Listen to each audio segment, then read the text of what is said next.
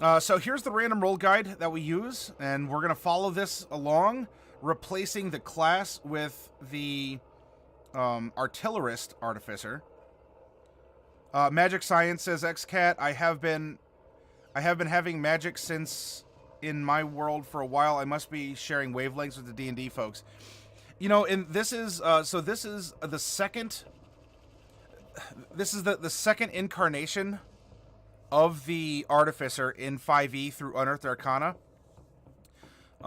This is probably hinting at something maybe like Eberron might be coming out that could offer a couple extra classes, not just subclasses.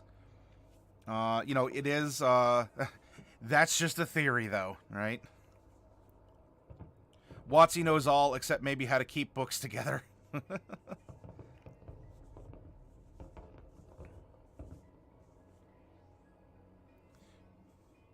We have our handy-dandy roller up here. In fact, let's reset it for this character, and let's get building.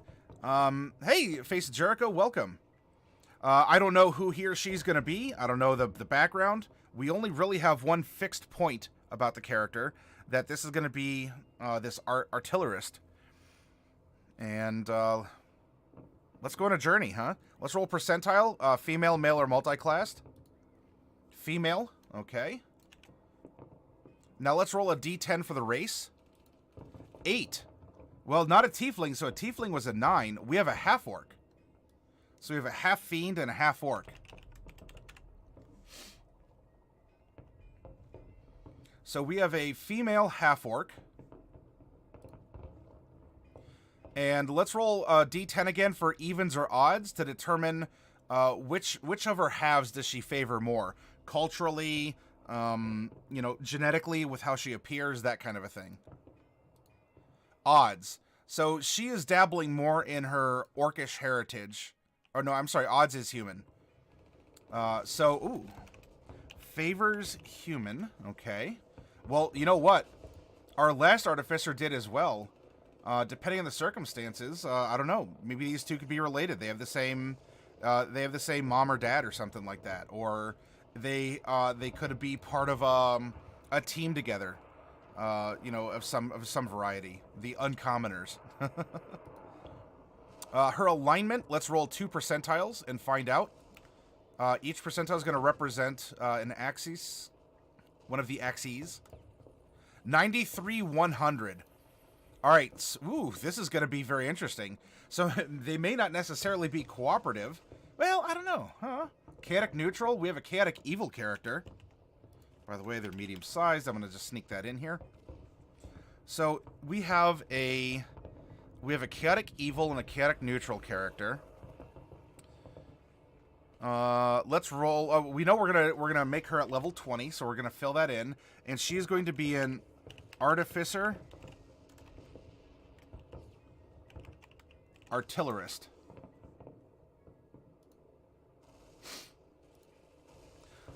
Now, of the 5 stat bumps that she gets along the way, I'm going to roll and find out if any of those are going to be replaced by feats. Go back to 1 percentile die.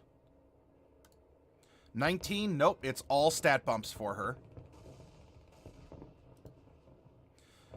Now let's roll a 13-sided die and figure out what her background is. Background number 7. That is a Hermit. There are 8 different origins or types of hermits that are proposed to players in the player's handbook. I'm going to roll a d8 and let's discover the placeholder number of what kind of hermit she is. Hermit number 3. I don't know what that is, and it's not important right now because we just want to generate... RNG is our friend here. This is one of the few channels where RNG is absolutely welcome because that's what fuels us, right? All the other streamers should send us their RNG because we love it, we eat it up, and it only makes us more powerful.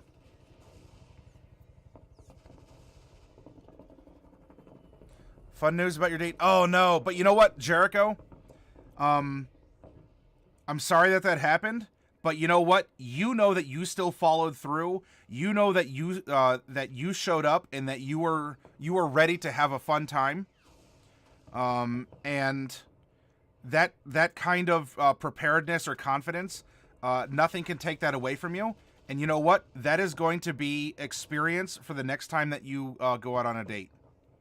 Now, whether it was just, very unfortunate and the person whom you're going to see, a medical emergency or a family emergency, or maybe you just got ghosted, no call, no show, and there you were. But I want you, this isn't unreasonable optimism, my friend. You showed up, the other person didn't. You followed through on the social deal that you made. You were willing, and you had the gumption, the bravery, especially if this was going to be your first date, to show up and despite not having a lot of experience, maybe feeling uncertain, you did it anyway. And just like a character in D&D, Jericho, you still have experience points from that. You level up. You can now be more confident. You can be a lot of things. I wouldn't be doubtful. It's natural to feel self-doubt in a situation like that, Jericho. If it's like, well, what if she didn't like how I looked, or what if, what if it was something about me? It could have, but even if so, what does that say about her? That she was willing to go this far, only to back out. Or if she didn't communicate, it might not even be about you. It's something very personal about her. A personal flaw, a personal circumstance, who knows? So don't let this get you down. You leveled up. You have more experience points in life, Jericho, and you'll be ready for the next one. It was? All right. So, Jericho, I think you're taking this really well, and maybe I just gave you a bunch of unnecessary advice. Because, look, I'm some rando dude on Twitch, Hopefully my words help. But I still appreciate you coming back and letting us know how that went. Because just like I do in the physical store, I like knowing what y'all are up to, and if I can offer advice or consolation or whatever, hey, I'm here, and there are others here that can hop in on it too. That's right, Jericho. You're level 2 dating, and Astreus, welcome. GM Vault, there is a doctorate degree that I would like to pursue. I don't know when. I mean, maybe 5 years, 6 years from now or so. Being a therapist, I've been an unofficial therapist for a very long time. With all the people that I've talked to about various life circumstances. Look, I'm a bartender that doesn't serve alcohol. If you're at a game store, that's kind of who you are behind the counter. If it wasn't for physics and law enforcement, I'd be unstoppable. I have learned how to take these negative experiences through stoicism. Ah, all right. Hey, Peak, welcome. An effort was made. Peak, you're just in time. We just started to fill in some characteristics of our artillerist. So far, we have a female half-orc who favors her human side. She is chaotic evil, and we rolled for her background that she is a hermit, specifically number 3. And we'll look in the book and see which one that is, but that's as far as we've gotten, as we took a quick little break to have a good life advice session with Jericho here. I love the new Artificer, but I'm actually adding the Warsmith from the revised one, since I like the core of this one and the function of that subclass. Oh, all right. So we're mixing and matching. And if you found it works, I don't know. Maybe we could even sort of pineapple pen that one together. Only help you to grow as a person, and ultimately that's what I went to college for. Jericho, ding, ding, ding, ding, ding. You got it. You got it. Your measure as a person is defined not just by what you do on bright sunny days with, beautiful temperatures and your favorite music on the radio and the wind in your hair. That's the easy stuff. You are also defined by who you are and how you act in dire circumstances. When you're under pressure, when you're facing something that's sad or upsetting. Not that you can't be sad or upset, but how do you handle it? How do you process it? And ultimately, do you achieve victory from it by being a better person from those experiences? Otherwise, if you don't, that's truly a tragedy, because then not only have you wasted an opportunity, you've wasted emotion and time on a wound that you're always going to pick the scab on and never allow to heal, and for you to be a better person. Because even if it leaves a scar, now you have a really cool scar and a story to go with it, and you could tell that story to folks and only improve their opinion of you from having gone through something along those lines. Jericho is smart boy. Astreus, one of my players is going through the same with the Gadgeteer. Words from the wise man. Oh, Paisy, thank you for noticing us, Paisy. Ooh. And Paisy, yeah, Paisy has some nice like some nacho dip now. Well, you would have at 3 months as well, but thank you, Paisy, for the 4. You are getting ever the more spicy. Enjoy that. One of my players is doing the same with Gadgeteer. I'm going to test it with the revised subclasses. Basically, I'm going to make a lot of artificers. Well, Astreus, as you take on those experiments, please let us know how that turns out. Hey, iTyrant, welcome. The army has taught me that there are few problems in life that cannot be solved by the proper application of explosives. Were you an engineer as well? You don't want me to get more spicy? I think I'd get banned. So then we'll take the slow burn over time, because you'll get a nice orange, sub badge at 6 months, and then a spicy red one at 12. Oh, field artillery, gotcha. Then iTyrant, thank you for your service, as I thank all my friends and customers at my shop who are veterans, and also, you know, for the stories that you all have to tell. It's not just a generic thank you for doing what you did, but when I listen to stories that guys and girls who've been in the military have told, I feel that those help me be a better person as well, for the good, the bad, and the ugly that happen.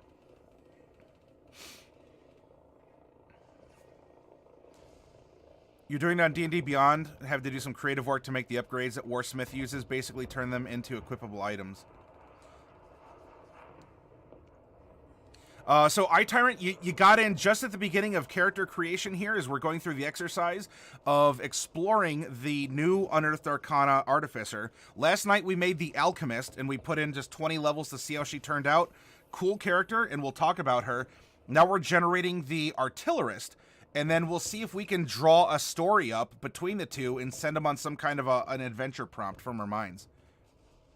Yeah, Astreus, you're very welcome to do so.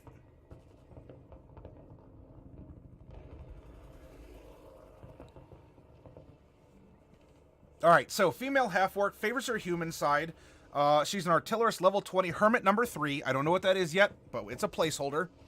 We're going to give her 2 personality traits. Number 2 and number 3. And then we're going to give her an ideal, a bond, and a flaw. 2, 1, and 3. Again, these are placeholders, and we will flesh out her personality when we get to that point. We don't need the golden D12. We already know she's going to be an artificer. And we already know her subclass, so we don't need to worry about this stuff. So really, let's give her some physical stats, and then let's delve into her personality, her psyche. How does she make decisions? Because when we figure that out, we'll know which skills, or the application of them, that we'll get to choose, or how we can flavor certain aspects of her as a character. Jericho, it's not, the Artificer, I guess, is official homebrew, if you want to call it. This is playtest material. It is released through Wizards, but it's not in a published, finalized state. Alright, so for a half-orc, they start at 4 feet 10 inches, and we are going to add 2d10 inches to her height. We're adding 11 inches, so she is, she's going to be 5'9". We're going to take that 11 and multiply it by 2d6, by 7. We're adding 77 pounds to the base weight of 140.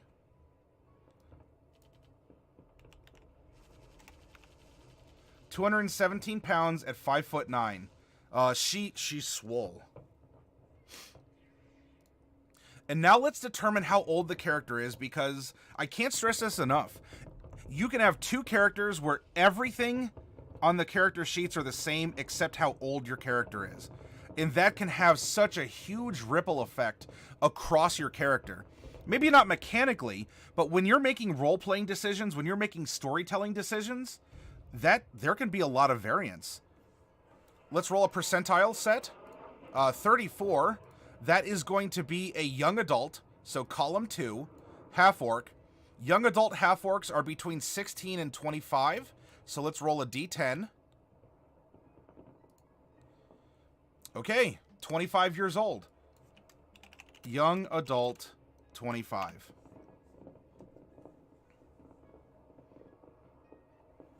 Uh-oh, my headphones just gave me a little friendly reminder. Beep, beep.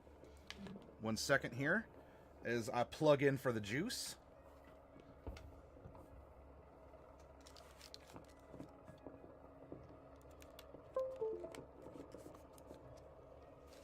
All right. XCat says there's a niche case with a Sphinx that can age you when older characters die faster.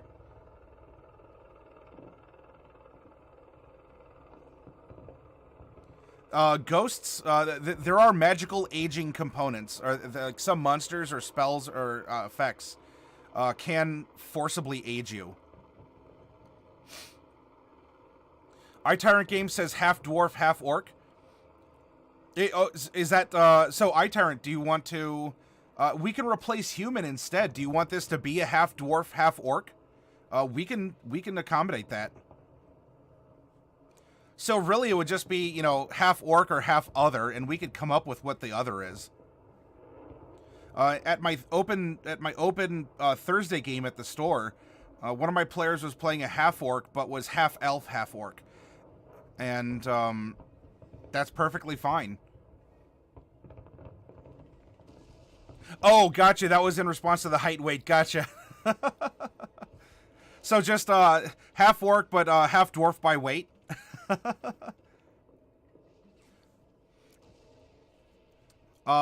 Jericho, I'm glad that meant something to you. They're not hollow words. It's not something I've remembered by rote. This is real advice. And it's gained through experience. It's gained through talking with people and even experiencing, you know, a lot of bad stuff in my own life. I'm glad that it helped, and you know, we do talk about D&D a lot here, but life also intersects D&D. D&D can be extrapolated from our own life and experiences. And so, you know, if you're showing up and you have, you know, and you're hurting a little bit from something, Jericho, you could bring it up, and myself and others, we can step up and provide some advice. It may not take the sting off immediately, but you'll be a better person overall for it if you learn and grow and you turn tragedy into victory. Because while you couldn't help what another person inflicted on you, you can help what you do with what happened. You can grow from that, and you can be a kinder, more forgiving person. Or you could be a better person. You could just say, it happened, it's life, and what does it matter? You know, it's really up to you. The ball is in your court, even though you didn't ask for it to be served. And so your measure as a person is, what are you doing with it?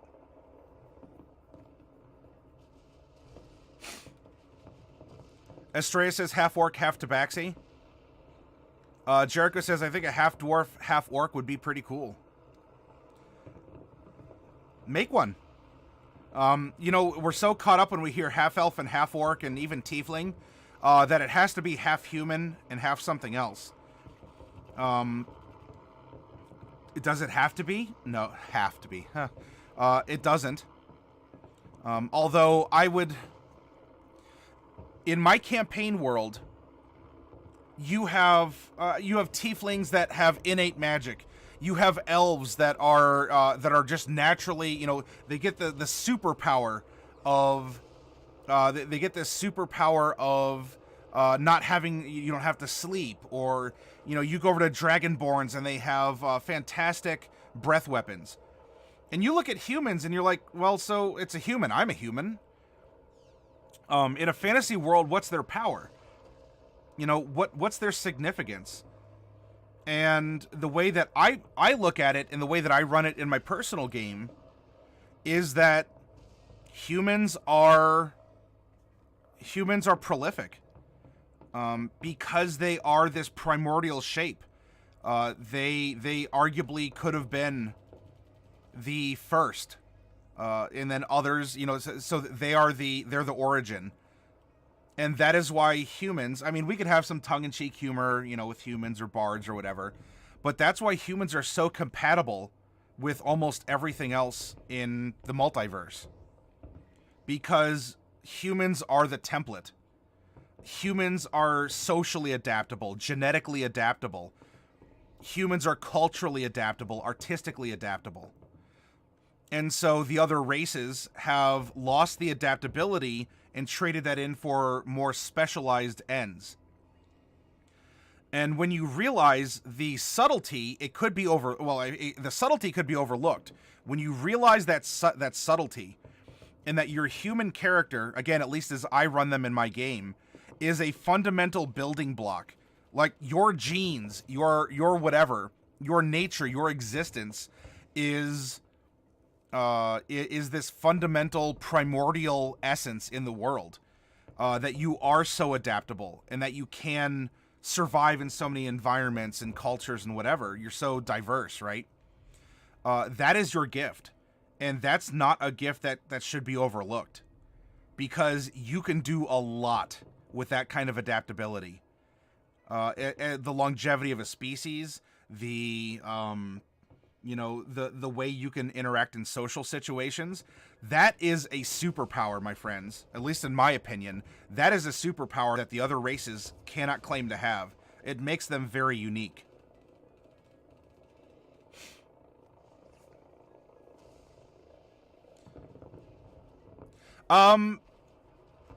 It's I wouldn't call it a canon chart, XCat. That is out of a 3rd edition supplement, which is a third-party supplement called the Book of Erotic Fantasy. And I mean, PG-13, I can say the name of the book, but I'll tell you, it does have adult themes inside it.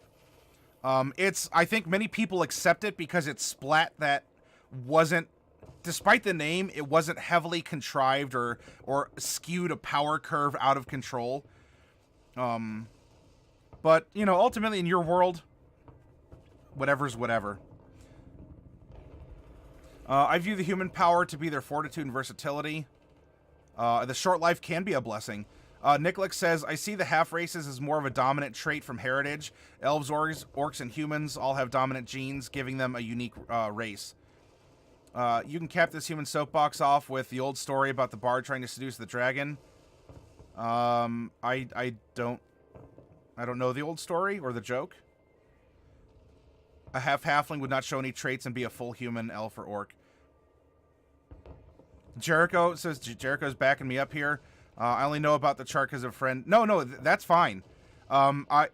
It's not like taboo. It's not like the chart that shouldn't be named. I think it's for a foundation, and it has a lot. It might have logic. It might have a lot of interesting physical considerations involved. You can have fun with it, but hey, ultimately it's your character in your world. Speaking of which, I am on a soapbox, XCat. You did a good job calling me out on that. Let's start giving our character some character. Let's go over to chapter 4. So everyone, I hope that you have your PHBs open. Class is in session. Open your player handbooks to chapter 4. And we are going to the Hermit. Here we go on page 134. We're going to get some skill proficiencies as a Hermit, medicine, and religion.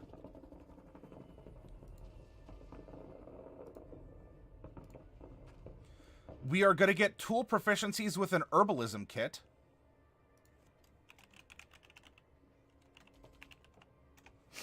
Okay. we are going to get a language of our choice. So as a half-orc, we get common, orcish, and now we could fill in with something else. A scroll case stuffed full of notes from your studies or prayers. So under here, we're going to go scroll case with notes.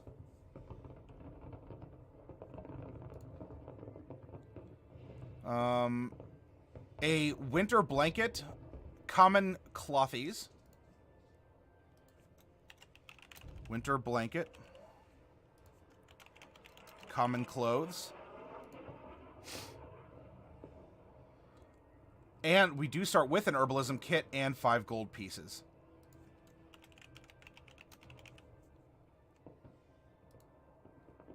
There we go. Now, our Life of Seclusion, that was the D8 we rolled for the origin, right? What kind of a hermit are we? We rolled a number 3. And so number 3 of that is, I was exiled for a crime I didn't commit.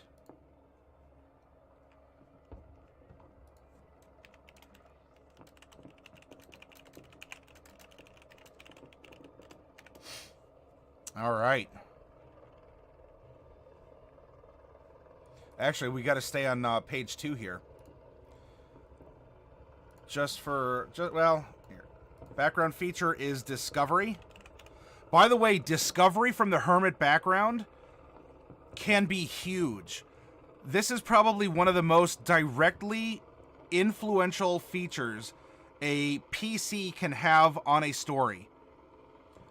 It very heavily prompts you to talk to your dungeon master and will almost directly insert this character into the story in some significant way.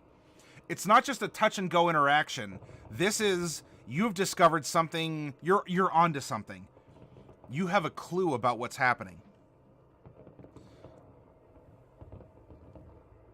TJ says, "Oi!" That's my line. My bad accent and localization.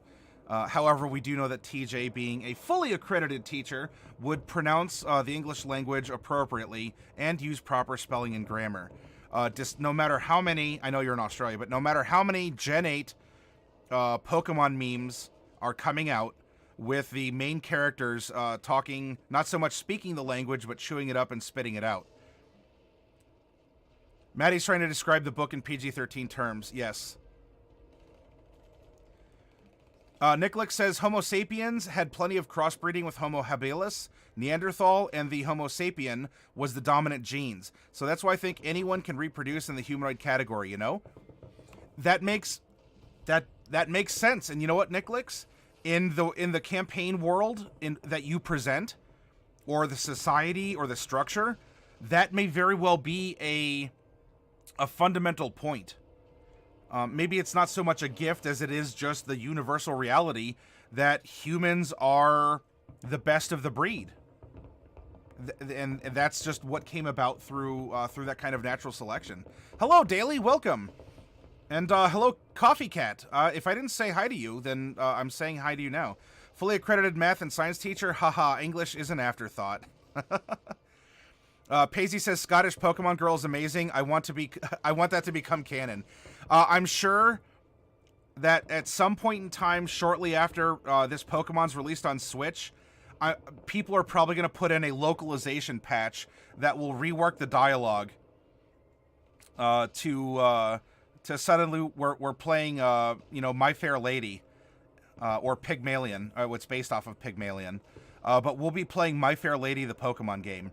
But yeah, Paisley, the memes that are coming out of this generation have been absolutely amazing. You had a great day running our game live and in person today for one of my players' birthdays. Oh, that's great, Daily. Well, hey, pass along a happy birthday to that player. Humans are survivors, so they can survive by making more of them in as many ways as possible. Yeah, we're prolific. You could be sort of cynical or cold, as Agent Smith did in The Matrix, and say that we are like a virus. You could compare us in another way that, this apex nature of ours could be like the Xenomorph from the Alien franchise, which You know, that's their gig. You know, aliens are supposed to be a reflection of us in a different way. And that's why they are a part of us. They come from us, but they're also different. That's what makes them alien. And so there's just many different ways that we can view ourselves as a species.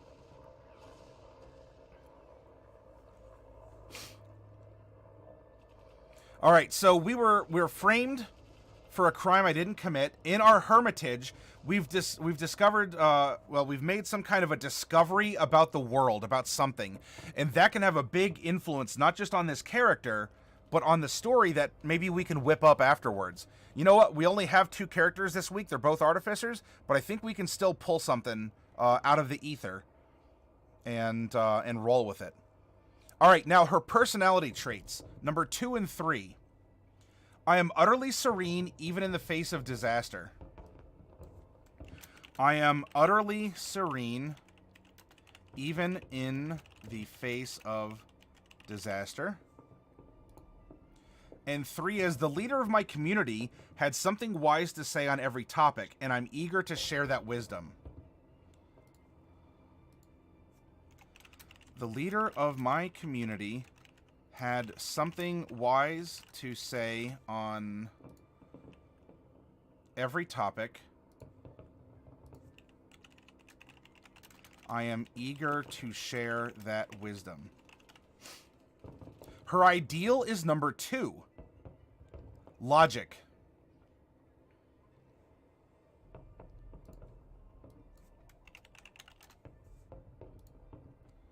Emotions must not cloud our sense of what is right and true, or our logical thinking. Emotions must not cloud our sense of logic. Oh, our sense of what is right and true, or our logical thinking.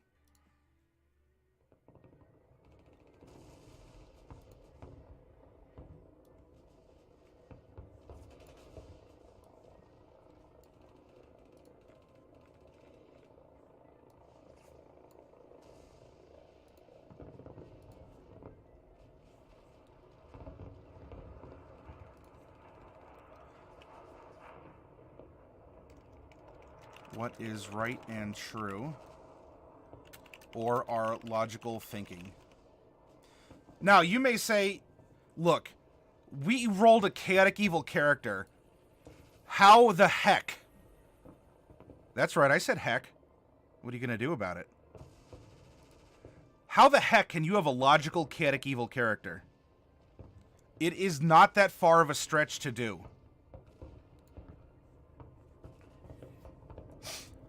Oh, 1 second, let me catch up in chat.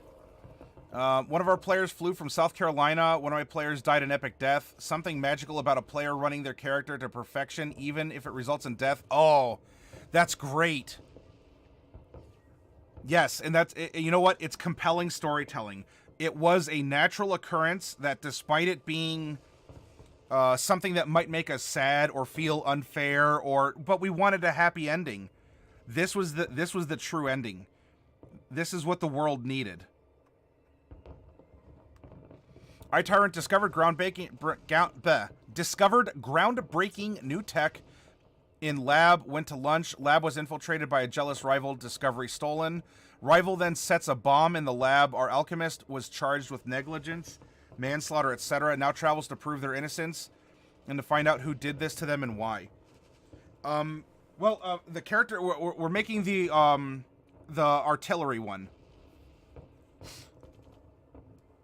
The artillerist.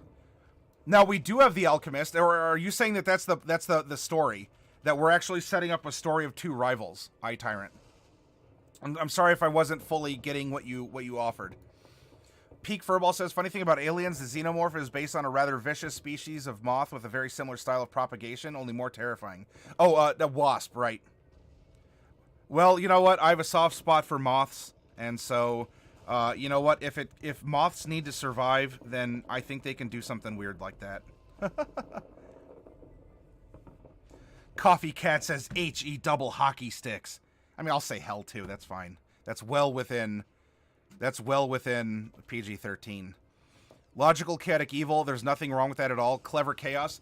Yeah, you know, because the chaotic isn't just that you're Looney Tunes, right? It doesn't mean that you're just going to stab the first person you see and then, you know, laugh. Chaotic is impulsive. You can be very impulsive, but also be very intelligent. And it's because your mind is contemplating so many different things at once that these are all logical conclusions that you are producing. However, it could just be you act on whichever logical conclusion you've come to first or in the moment. So it'd be a little bit like, you know, yeah, you're rolling a roulette wheel, but every option on the roulette wheel makes sense and can fit the predicament. Yes, not just lamp, but lomp. The O with the umlau above it. And because our artificers are intelligence based, we don't even need to have, you know, to sort of artificially put in a high secondary stat of intelligence. This can very well be a natural outcome for a class like this, where you can have a chaotic character, in this case chaotic evil, but who thinks completely logically. It is just a cold, it's a cold extension of logic.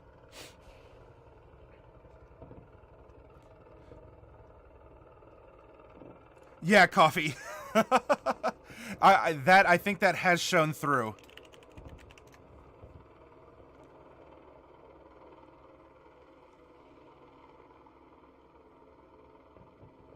Yeah, perhaps. Yeah, iTyrant. Perhaps that experience is the thing that led her into reclusiveness, and to say, you know what? If I can't trust other people, with my things, my career, I'm gonna take control of it. That's the evil, right? Evil is a selfish expression. Your priorities matter more than anyone else's. So we have someone who is impulsive and selfish, and it does not mean that they can't be logical or unintelligent. I say this often with characters like this. She doesn't have to kick puppies in the street and burn down an orphanage. That's our stereotype of chaotic evil characters. She can donate in good faith to a good faith and actually feel rewarded, and some sense of good karma has come to her for doing that act as a chaotic evil character. Even though, drats, that church is gonna go feed the poor and hungry again. I've been defeated. Nah. That's not. I mean, that could be a way you could play a chaotic evil character, but this character is more cunning, very cunning and very selfish with what she does.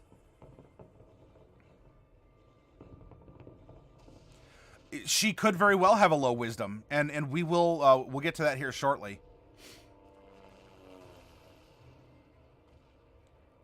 Yeah, XCat, I've done that as well. If you want to try and remember something, you do it through wisdom and not intelligence.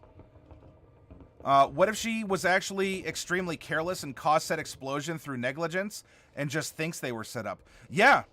They could have peaked furball. She could have just divorced herself from reality and is instead exploring every other option but the one that's blatantly sitting in front of her. And you know what? We do that as human beings ourselves, and characters that are extensions of ourselves are a great way to examine our own faults, our own thoughts, the things we're curious about.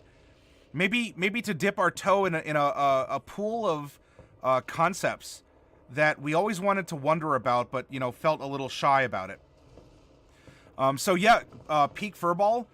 It could very well be she was the one who caused an accident, but she's not willing to accept the blame herself, and has committed herself to look at everything else that could be possible, but the thing that's staring her in the face.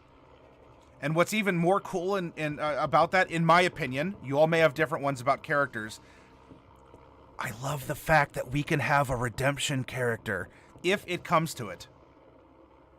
Character sounding more and more like Harley Quinn to me, evil but occasionally has good side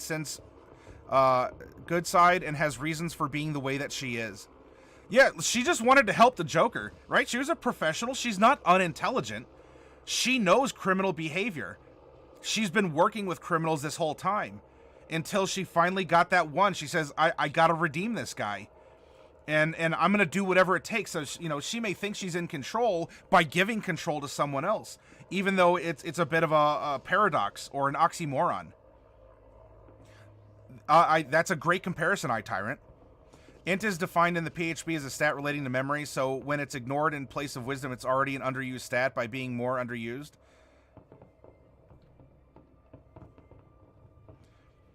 But what if...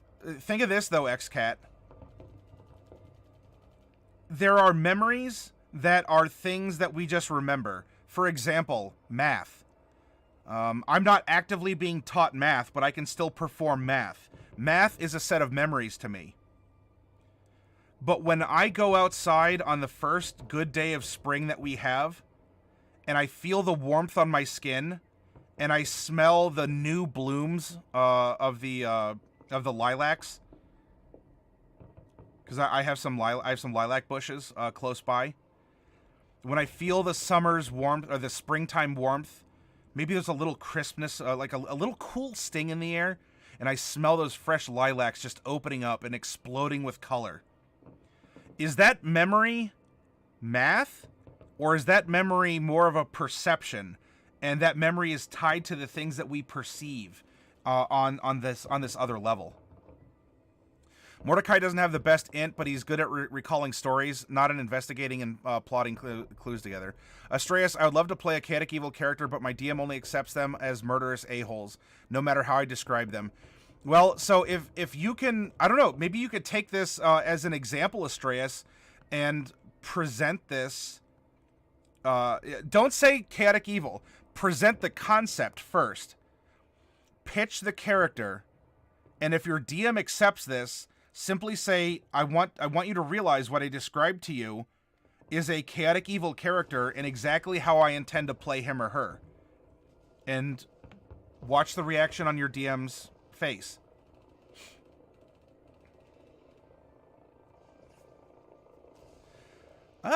You know, this is perhaps where we agree to disagree then, XCat. When I smell something, that is bringing back that is bringing back senses and memories based on these feelings, right? On our senses themselves, especially scent, because that's the one sense that's directly tied to the brain. The others have to go through a bunch of middleman nerves.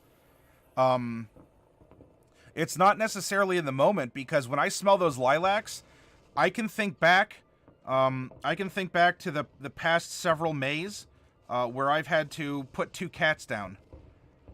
We had to lose my Miss Sophie in my year 1 of broadcasting.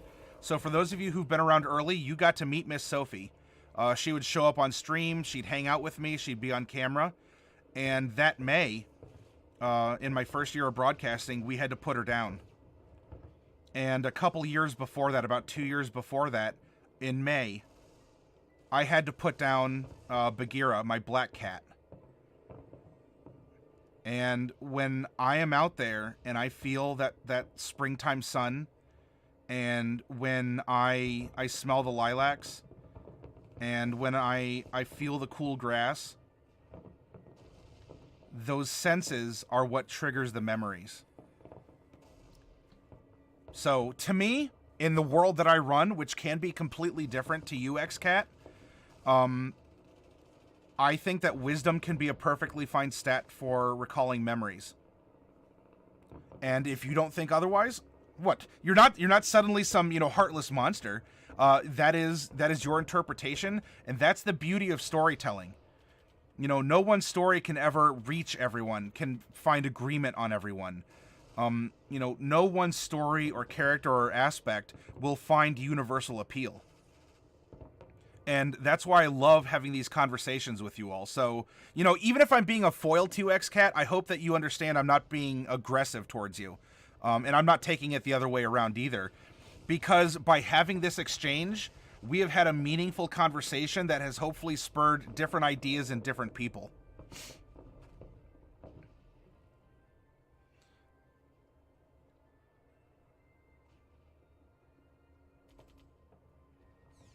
Oh, a peak furball. There you go. That could be one way of looking at it. Had a pain and so I Tyrant. We're talking about Pathfinder. Got it. I recently played a lawful evil cleric. Ended up being the party favorite. Unfortunate, he died. Oh, I'm sorry to hear that, I Tyrant.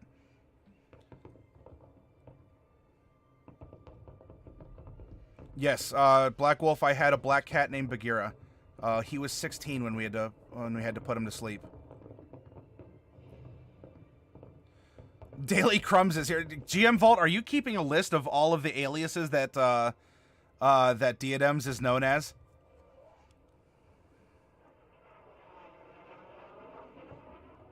You're fine, XCat. You're fine in that belief. That is, I take no offense to that. Hey, 12 for 10, welcome. Had another divine caster in the group, a typical healer. I would often roll to resist her healing, claiming it was blasphemous to be healed by the power of another god. Ooh, that's some good RP there, I Tyrant. You remember the smell of roses because you know what roses smell like, says Peak Furball. Oh, you had a 20-year-old cat? Wow, that is venerable, Diadems. No, I probably should. Don't want to repeat myself. Yeah, so GM Vault, just make a list and then just sort of like cycle through it over the evenings. Also roleplayed that my own healing spells thematically cauterized wounds, causing great pain. Yeah, oh, I Tyrant, we've had some good conversations about that. Healing spells aren't necessarily all, you know, like bubblegum and cotton candy and warm hugs.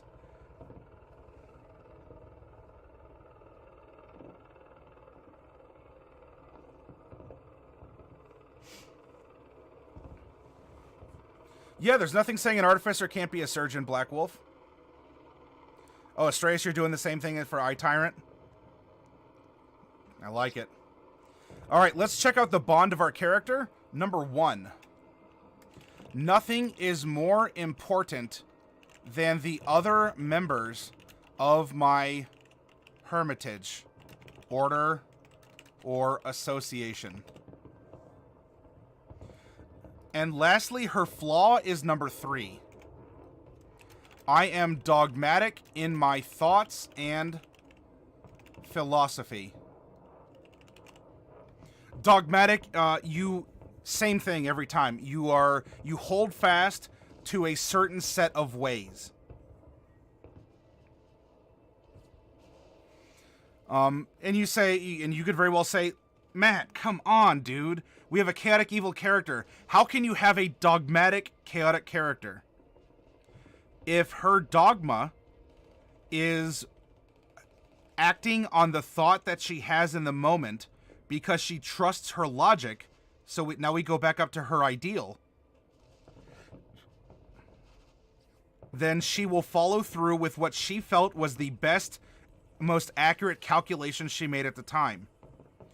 Now, that's a flaw because her logic could be flawed, and she would rather stick to her logic than perhaps adapt. Or she would only consider 2 or 3 options in a situation, even if this situation is new to her in some way. But she'll apply the things that she knows to things that she doesn't. Again, the chaotic... Your alignment, in my opinion, is how you can express yourself. She is calm and cool. She's utterly serene, even in the face of disaster. She has an inner self that is then expressed to the outside world through her alignment. Her alignment is her expression of herself.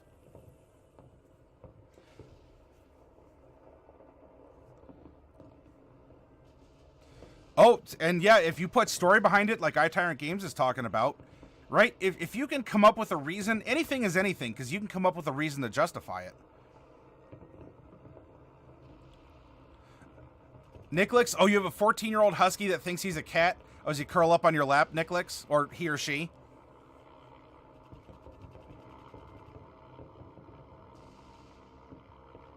Peak Furball, everything I do is right, even if I'm wrong because someone else did something. And you know what, Peak Furball, that goes into I think, this personality that I think it might have even been you that proposed it. She was the cause of some kind of a disaster. But she wants to look at everything else around her, examine it, and put it together before she's willing to look at the self-responsibility. My calculations were correct. Someone else turned the thermostat to 78 degrees and not 76 degrees. I was correct. I didn't cause the explosion, even though I could have adjusted the knob back, or I could have run a backup test, but I didn't have to because I know that my calculations were correct. And so it's someone else's fault because, you know, the temperature in the lab was 2 degrees higher than it should have, and it caused an explosion or whatever this will end up being.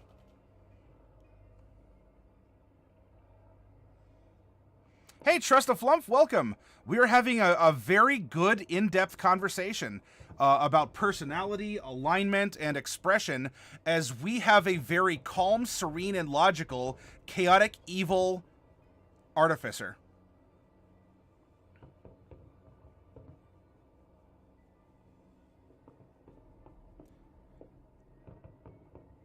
You blame Shifter? Those kind of people irk me. She said I would not get along. You blame Shifter? I don't know if I follow Coffee Cat. Yes, and knocks things off tables, brushes up against people, and sometimes mews. Really, Nicklix? Interesting. That's... Oh, iTyrant, that's a good way to play that kind of a character. Alright, so we have our background. Now let's find out what happens to us by virtue of being a half-orc. We are medium-sized. Our strength score increases by 2. So let's float that here. And our constitution increases by 1. We are a 30-foot movement race. So 15 climb, 15 swim, 0 fly. We do get 60 feet of dark vision. We have proficiency in the intimidation skill.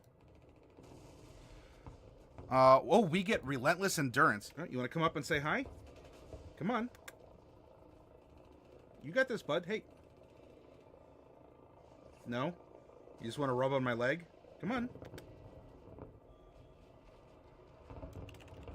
Relentless endurance.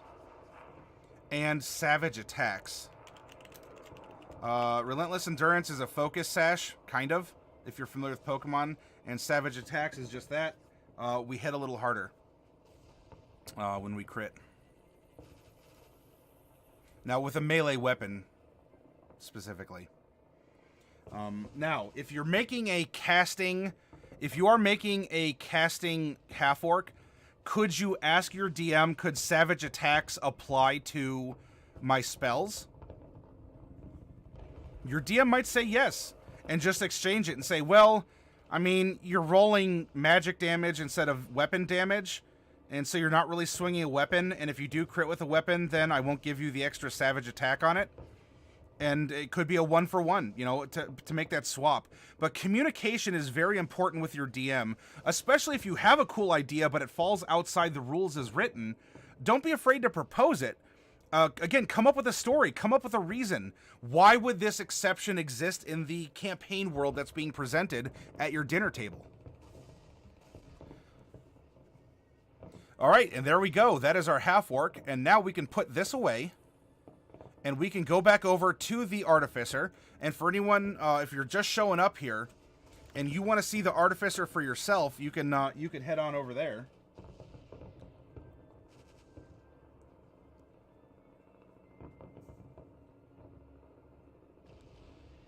I missed a little bit in chat. Oh, she shifts blame on other people not taking responsibility. Peak Furball says, relentless endurance. Astreus, in my campaign, I don't use alignment. I use more of a moral system. You do good things. People want to help you. You act like a heckin' jerk to a main NPC when they'll probably don't want to help you out, or it's going to be very hard to persuade versus letting someone else who hasn't acted that way to them. Do you reckon that, though, if you have, like, an antisocial or a suspicious character, maybe not helping a major NPC, like, 3 of the 4 party members might want to help, but the other one doesn't, but for purely roleplay purposes, to stay true to the character? How do you account for that? XCat, you're changing your campaign into a 2-player one. A couple players had to drop from the due to life stuff. Downsizing to a single city to have an interesting dynamic instead of globetrotting. Yeah, you can have a lot of fun zooming in on that kind of a level, XCat. BRB, computer stuff. All right, Trust a Flump, we'll see you when you come back. All right, now, as an artillerist, we've been having, we've been having the gunshots and the war sounds in the background. Let's explore an artillerist. We are first going to give all 20 levels of not Arcanists, that's Final Fantasy XIV. Artificers.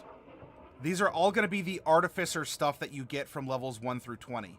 And then we're going to look specifically in the archetype of what kind of an artificer you are as an artillerist. So let's go back up. Right here.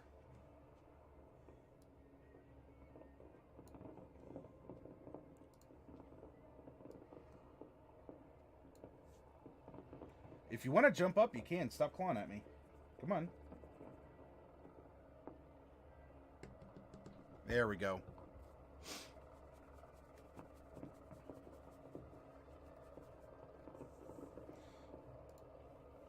Alright, as an artificer, we are a D8 hit die class.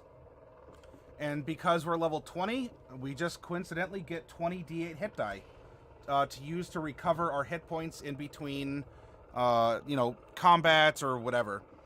You can recover naturally without the need for consuming potions or using magic over a short rest that'll reset over a long rest. Hype for cat. Oh, yep, there we go. We got the coffee cat cat hype going on.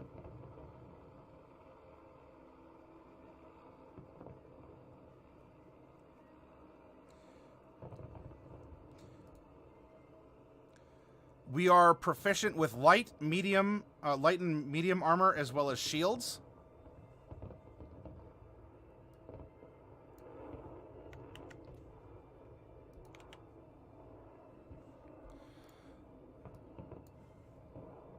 We are proficient with all simple weapons, hand crossbows, and heavy crossbows.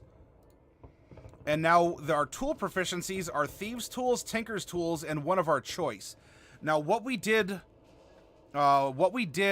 yesterday was we randomly rolled for which kind of artisan tools that our artillerist here is proficient in using. When we did that for our artificer, we got cobbler's tools. And that actually is what led to her becoming an alchemist. It was very easy. You're like, a cobbler? But, don't you have to be some sort of mad scientist in a laboratory playing with chemicals? You could be a mad scientist walking around, and when your boots pick up different muds and compounds and chemicals, and when you go to shine them because it's your job to keep the boots in good repair, and you notice a reaction, that can very well lead you on that path. So anything can work here. You might have to do a little bit of creative thinking in order to get it to work, but it is very workable. So let's go to Chapter 5 and scroll down to the artisan tools that are available. 1, 2, 3, 4, 5, 6, 7, 8, 9, 10, 11, 12, 13, 14, 15, 16, 17. There are 17 different tools. Let's go to the dice roller and generate a 17-sided die and roll it, and this is going to give us our extra artisan tool proficiency. Number 16. Weaver's tools. So, tools, herbalism kit, weaver tools, tinker tools, and thieves tools.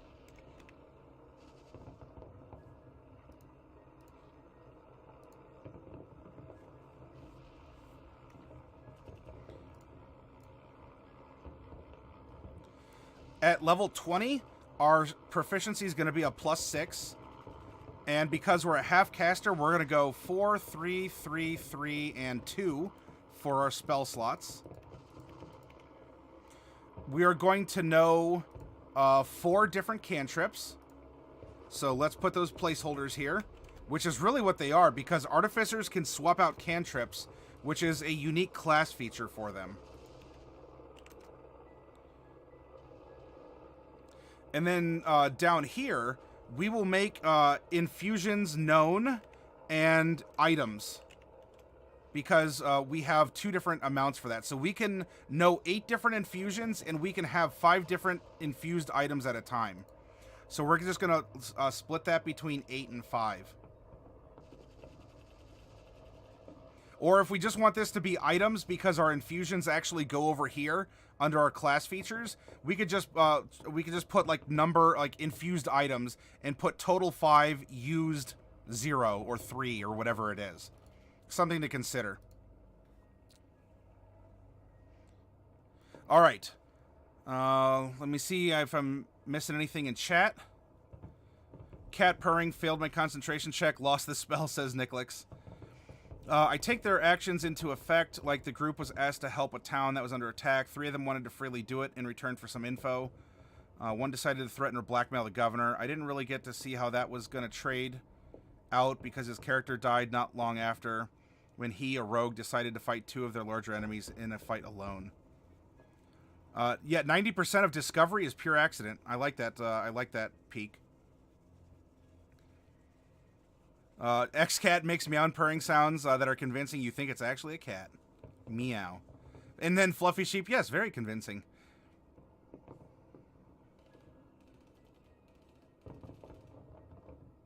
Cats count as swarms in Pathfinder. No auto damage, but also no save for distraction. What's an infusion? We'll get to that in just a second, X-Cat. I put together a mansion for a dungeon for my IRL game that plays on Monday. I saw you. Unfortunately, Coffee Cat, today was an extremely busy day for me. I was just not at my computer for various reasons. I saw that you put the stream up. I would have loved to have come by and seen it. I hope it turned out well for you. Yeah, actually, that's a good summary, Peak Furball. They're like Warlock invocations. Just you make magic items instead of recreate spells. Alrighty, what's up next? Constitution and Intelligence are our saving throws. So hey, have fun with those concentration checks, because you'll be pretty good at them, right? Now, skills. Choose 2 from Arcana, History, Investigation, Medicine, Nature, Perception, and Sleight of Hand. Well, look at her personality. She values logic. And she stays serene, so she's examining things. She's coming to terms. Fear is born from the unknown, and if there's the more that you know, the less you could be afraid. I definitely think that investigation should be one of her 2 skills. Now, as for the other one, she's eager to share that wisdom. Nothing is more important than the other members of my hermitage. Now, that could very well be that the people she was studying with, like, those were important people that she killed. And so they may not even be in existence anymore. Or if they do, they exist in her head. Where she has taken what she has perceived from, one of her science buddies, and now that exists as a character, where she uses that in her logic experiments. So, oh, what would Jones think of this? What would Johnson think of this? What would Tammy think of this? And so while they are no longer living, they could, if we wanted to explore this route, they could be her own peer review based on her concepts of those people when they were alive before the accident happened. She's dogmatic in thoughts and philosophy. I don't know. Arcana, I think Arcana and Investigation are going to be the way forward for her. She does come across as very, she examined things. She was studying some kind of a technique, a spell, something mysterious.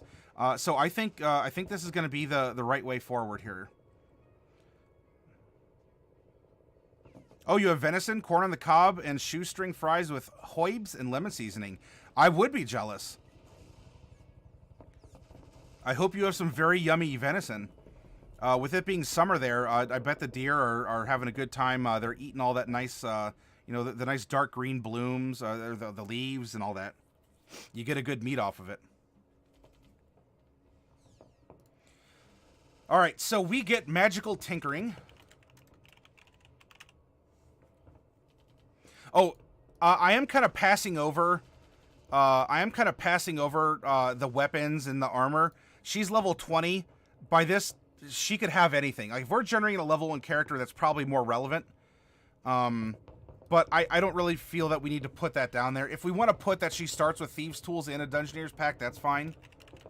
Thieves' Tools and a Dungeoneer's Pack. Alright, so we know how to apply some different magical effects to mundane items. Something can shed bright light, so you can kind of make something into a candle. You can leave a recording behind. The object continuously emits your choice of an odor or a non-verbal sound, wind, waves, chirping, or the like. So you know what? You need some white noise. You need to hear... maybe what helps her concentrate is if she can hear the ocean. And so she can just sort of enchant a rock to produce ocean sounds. Or a static visual effect that appears on one of the objets' surfaces.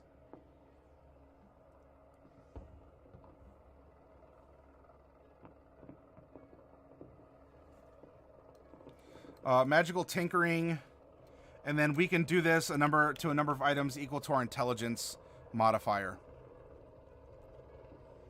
Trust the Flump has returned. Trust the Flump, I hope that you have had a good dinner, and if not, you better eat. Hey, put us some meat on your tendrils. We will get to spellcasting ability. It's one of the last things we do. It is nice because you are a ritual caster, despite being a half caster, and your spell list acts as druids, paladins, and clerics. You draw off of the artificer spell list, and you can shuffle it around every day. And by the way, that can include cantrips. Kind of cool, huh? All right, at second level, we can infuse an item. When you get this feature, pick 3 artificer infusions to learn, choosing from the artificer infusion section at the end of the class's description. You learn additional infusions of your choice when you reach certain levels in this class. So yeah, these are like the invocations for warlocks.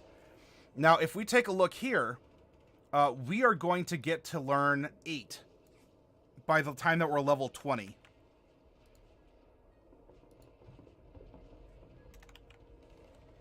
Now, I'm going to erase the ones that we choose because it could very well be different than the ones... it could very well be different than the ones that our other artificer takes because of her personality and how she grew up to be this character. And I put the level at which she can get these because some of them are level dependent. Again, like Warlock Invocations. At level 3, we are... all right, so we get our Artificer Specialist. We're going to worry about that later. We do get Tool Expertise. Your proficiency bonus is doubled for any ability check you make that uses your proficiency with a tool. So for tools, we are an expert. I'm just going to put Expertise. I think we did the same thing up here. Well, I put an E at the end before we got our other ones here. But yeah, so we're an expert. We're an expert with our tools. We ASIs, that'll happen towards the end when we put our stats down. Arcane Armament. We can attack twice, but the second attack must be with a magical weapon.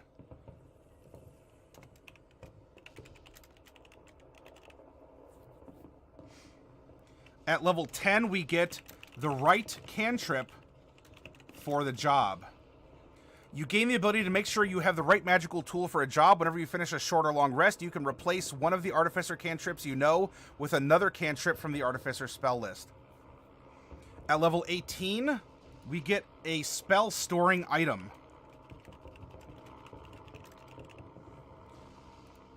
You learn how to store a spell in an object for repeated use. Whenever you finish a long rest, you can touch one simple or martial weapon or an item that you can use as a spellcasting focus, so like a tools or a gem or something, and store a spell in it, choosing one first or second level spell. With the object in hand, a creature that could be, you could hand this off to a friend.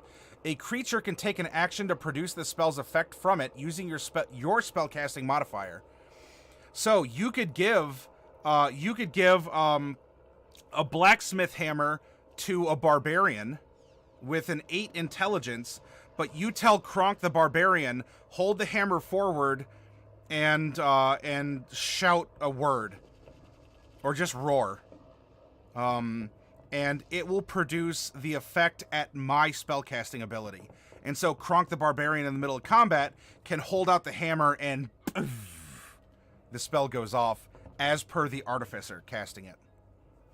And at level 20, our capstone ability is Soul of Artifice. We can attune ourselves to 6, not 3, but 6 magic items, and we get a bonus to our saving throws equal to the number of attuned items. Again, you combo that with a pally standing next to you, and ooh.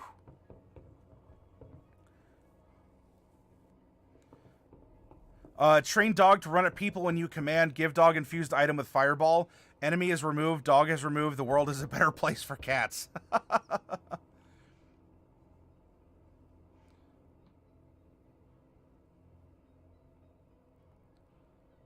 Oh, you had Korean barbecue? Oh my gosh, Flump. The thoughts of all those satisfied people in the restaurant? Yum, so filling. Oh, so you just put your tendrils in the little in the little jacuzzis, and you just dined on the ambient thoughts of the Korean barbecue enthusiasts. So I've been meaning to ask, did your name come from the Dark Lake Strikes Back? And that's the Trustaflump. Wiggles delightedly, says iTyrant. I'm going to use that line on my... Oh, jeez. Well, I hope it works, iTyrant. Nice little quote in the Monster Manual.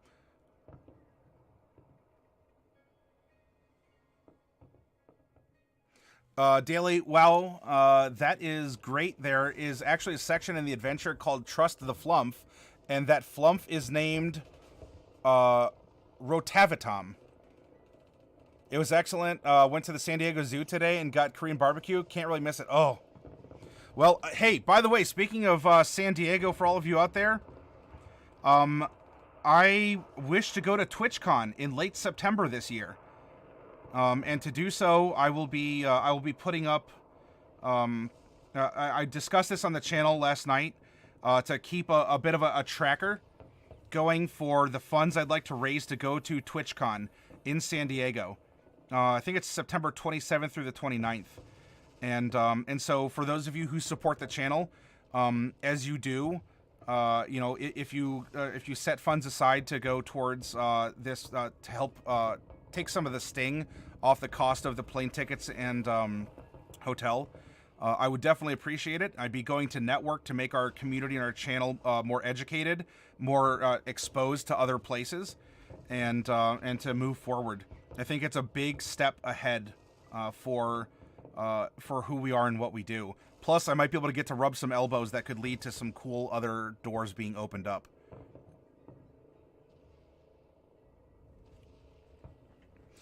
All right, so Soul of Artifice, we just become, oh my god, we'll save against everything. All right, now, Artificer Specialists. We have our 1 through 20 Artificer class features. Now, let's look at what a level 20 Artillerist earns along the way. You gain proficiency with Smith's tools and Woodcarver's tools, assuming you don't already have them, and you also get those tools for free. So, Smiths and Woodworkers. Pardon. And we also get Smith and Woodworking. You can craft a magic item in the Wand category. It takes a quarter of what you have here. So we're going to put Tools of the Trade, Wands, 1/4 of the time and material it takes. Whereas for the Alchemist, it's Potions. 1/4 Potions. This is 1/4 Wands. Now, we also get some Artillerist spells, and these are sort of like your Domain or your Oath spells, or your Circle spells if you're a Druid of that variety. So let's go down here real quick. We get cantrips 1, 2, 3, and 4. And whereas we put our alchemy spells, we're going to put our art spells here.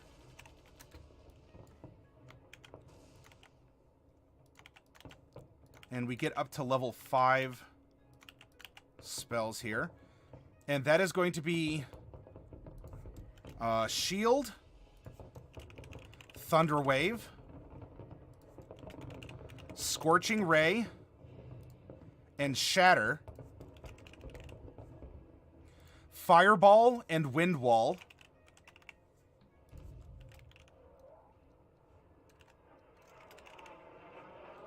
Ice Storm and Wall of Fire, Cone of Cold, and Wall of Force. And our spell slots were 4, 3, 3, 3, and 2. Cast off Int. Artificer. Spells prepared.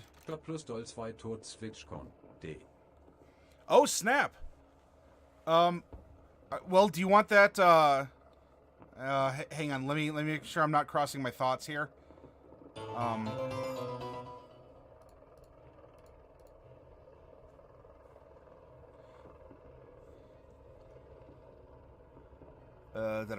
don't...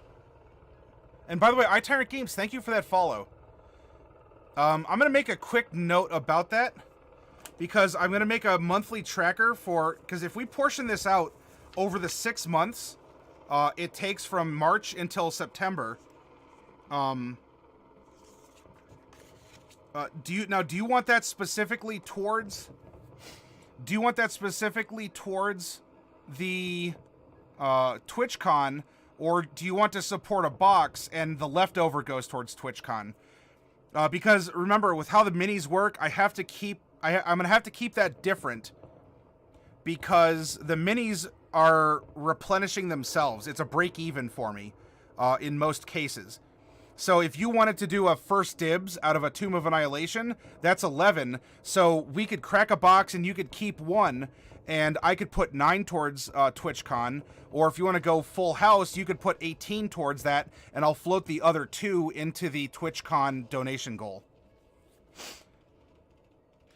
iTyrant, don't be ashamed. Thank you for doing that now. And if you thought you did before, then, I mean, that's what matters, right? You thought you were a part of what we do here. I'm very happy to have been able to meet you, to raid you, and to network with you. You put out a lot of content, and I hope that when we raid you, it helps others discover, you know, who you and your friends are, the types of games that you run, and the things that you do. Yep, no, a full house. So which box would you like? Tomb of Annihilation? Alright, so we have our artillerist spells. Now, at 3rd level, we get an arcane turret.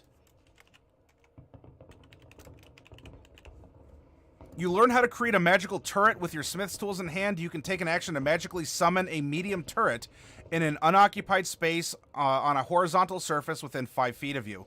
The turret's a magical objet that occupies its space and that has crab-like legs. Has an AC of 18, etc. and so forth. You know, you can repair it with a mending spell. When you summon the turret, you decide which type it is, choosing from the options on the arcane turret's table. On each of your turns, you can take a bonus action to cause the turret to activate if you're within 60 feet of it. This is somewhat similar to the homunculus that the alchemist gets. As an action, you can command your turret to detonate if you're within 60 feet of it. Doing so destroys the turret and forces each creature within 10 feet of it to make a dex saving throw or take some damage. And so we can choose to summon a flamethrower, a force ballista, or a defender. And they each have their own properties here. If you want to read it, that's fine. I'm just listing that we can make an arcane turret. And of course we do so in a way that's thematic to this character's expression of herself.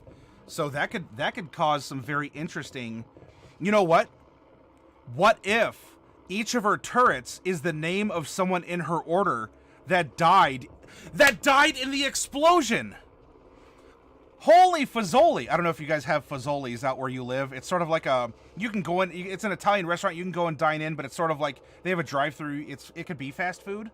Medium paced food. But holy Fazoli's, everyone! What if this did set her on the path? An explosion, an idea. She lost the other people of her order that she cares about. She builds the turrets and uses them as a reflection of her conversation as she examines different things. I think this is an awesome idea. I may be biased, but it's not my idea. This is an idea that came up at a chat. This works so well. Wand prototype.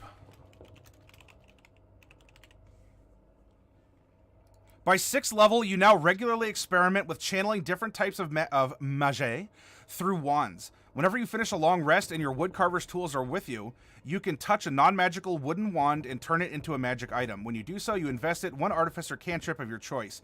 So, you can have more cantrips by, you know, just bippity boppity boo, and you can keep them on your tool belt.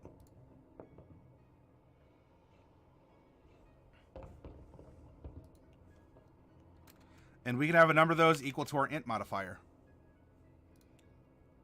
iTyrant, mind blown. That's why I love this impulsive character creation and storytelling. It just works, and the story tells itself. Hey, Bunny Love, welcome. What about a normal stick? Whatever counts as a wand. You know, work it out with your DM. I mean, you have the woodworking tools, so presumably a normal stick could be made magically through the tools into a wand, however you want to quantify that. Fortified position. Starting at 14th level, you're a master at conjuring a well-defended emplacement. You and your allies have half cover. That's not insignificant. While within 10 feet of a turret, you create with an arcane turret, as a result of a shimmering field of magical protection that the turret emits. You can also now summon a second turret for free and must finish a long rest before doing so again. If you summon the second turret while the first is still present, the first one doesn't disappear, and each turret can be of a different type. Moreover, you can use one bonus action to activate both turrets.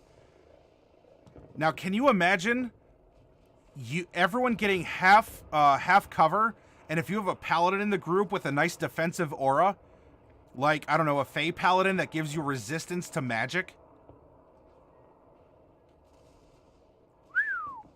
Wombo combo there, huh, everyone?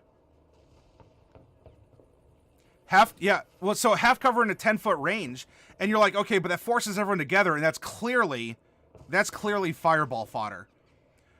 But imagine if there's something, like even an AoE, that a paladin can offer that will give you resistance, or it'll give you like advantage or pluses to saves. Or if you go, oh, you know what we could do? What if we tried making a multi-classed paladin artificer? That could be interesting, because you could just do it yourself. Or just have a party of Yuan-Ti, says TJ. Well, that just solves everything. Where's the fun? All right, and so that's what we get for being our capstone as an artillerist is at 14. So now let's decide the 8 different infusions that this character is going to get. Paladin spells are dope. Can't help but think about taking a couple when Magical Secrets comes up again. Wait, it's not just the spells, it's their passive auras, Coffee Cat. Just by being close to a paladin, they emit an aura around them that gives different effects.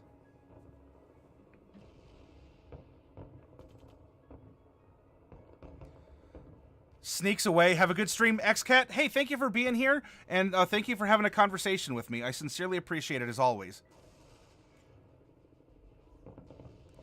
Oh, Misfit, don't apologize for being creative and channeling that energy. You're absolutely fine. If anything, that's an honor that someone who's just like who's on this creative high said, I want to be with other people who create and tell stories or whatever else. Like whatever the mojo is flowing, you want to be here? That's awesome. Now I'm getting the feeling that she is going to be dabbling much more in replicable magic items than the other infusions that our alchemist took, such as enhanced weapon or radiant weapon or the like. I don't think she'd take radiant weapon. She might take enhanced defense and enhanced weapon, maybe. I definitely see her maybe a returning weapon instead. I don't know. She could go strength. If she hides behind turrets, maybe she is more of a thrown weapon. And so it could be a returning weapon of some kind. If you have ideas for this, let me know. She would probably take enhanced defense and returning weapon, so she can hang out by her turret. And because it's medium sized, she can also dance around it to try and maybe get cover or other things on the map. And so she'll just she'll chuck boomerangs or javelins or throwing axes or the like, because she could be strong. Nothing wrong with that. I really want to say the rest of this is going to be infusions of some kind.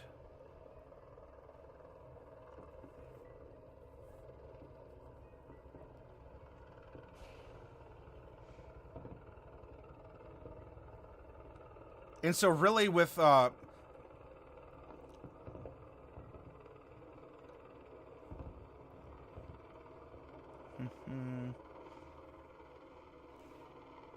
you can retrain your infusions, so that you're like, well, wait, we get a 15 and a 19, so that means we only get 1/12 and 1/16. Not necessarily. It's sort of like spells, but if we're going through just sort of, she took optimally what she got every time, what could it be?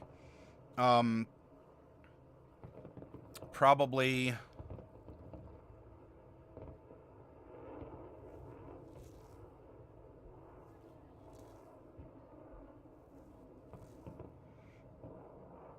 a brooch of shielding could be good.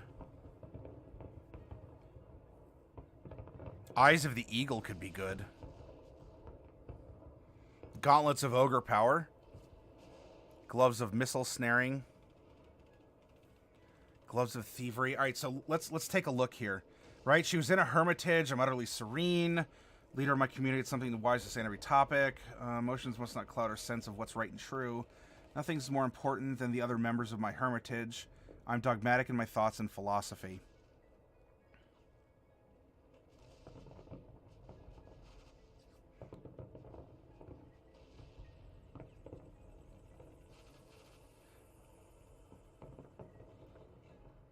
Zombie dire boar encounter, is that something you're working on, iTyrant, or is that what you're predicting Misfit was working on?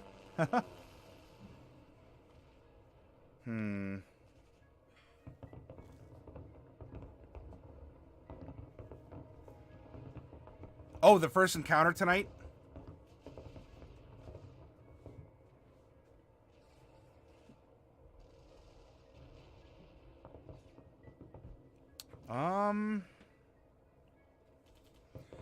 There's a lot here.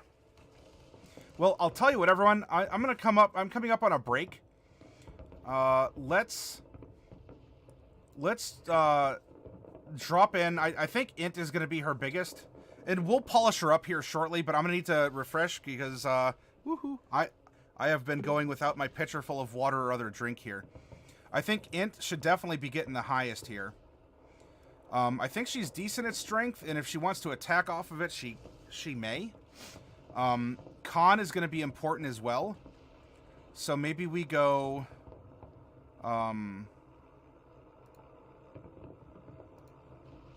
13,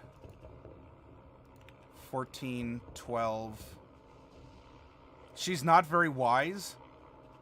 So I'd probably put 8 as the dump stat in wisdom and 10 in charisma. 15, 14, 13, 12, 10, and 8. If you think differently, let me know. That's going to give her a 14 strength, a 14 con,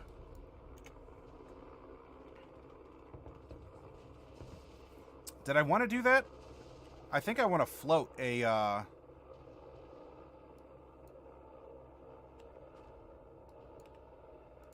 right? Because she has 1 con and 2 strength. 15, 14, 13, 12, 10, 8.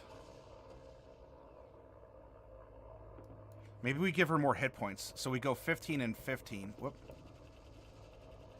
Oh, I'm going to be floating an odd one anyway. I don't think it's going to matter. So we'll just drop it in strength anyway.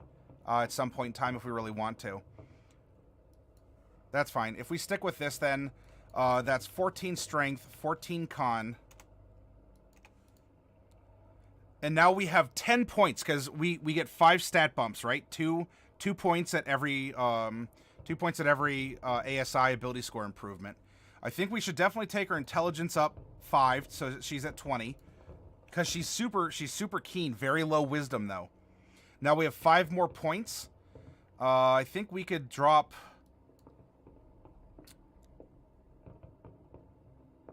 We could probably just drop the 5 in strength and bring her up to a 19.